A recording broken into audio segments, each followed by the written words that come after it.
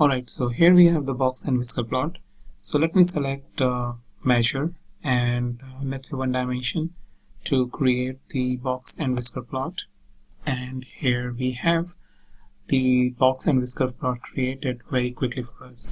The only thing is that you should have an understanding about how to interpret it, because it has 5 different categories, as you can see in the label, that it has upper whisker, upper hinge, median, lower hinge, lower whisker.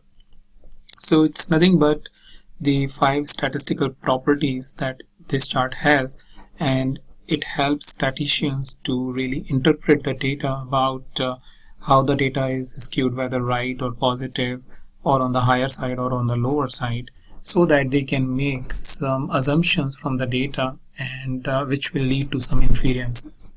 So here I will just talk about how you can make it more meaningful. So for example, this is basically a box and whisker plot for different product subcategories. As you can see, these dots are showing you the different categories along with their sales information.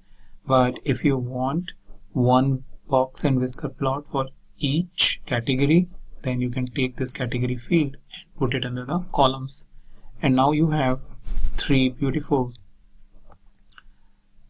charts for you, which is basically indicating the furniture, office supplies and technology category, and the data points are much better appearing on the box and whisker plot.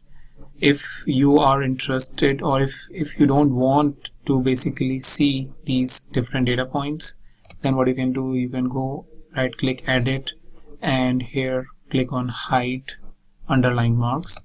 Once you do that, it will be disappeared, because mostly those who are experienced with it generally wants to see the outliers. So if I again right click, go to edit, as you can see, accept outliers.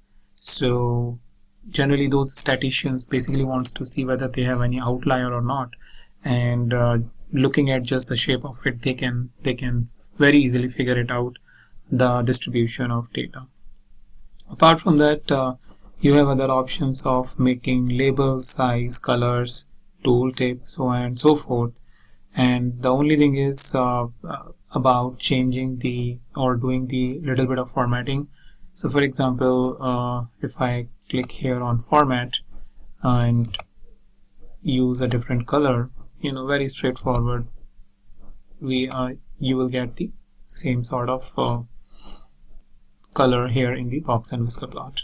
And you can manage the transparency over here, how transparent it should be, and you have a little bit of styles, modern, glass, classic videos, all of that. And that way you can make your chart more meaningful and better representable for your end users. So that's pretty much all. I will just suggest you to read about the box and whisker plot if you are really enthusiastic about playing with the data and making inferences by just looking at the data, or identifying outliers and all. If you have that kind of a job, then you should really go and do a little bit of study on the box and whisker plot, and then come back and start creating it here in Tableau and start impressing your users.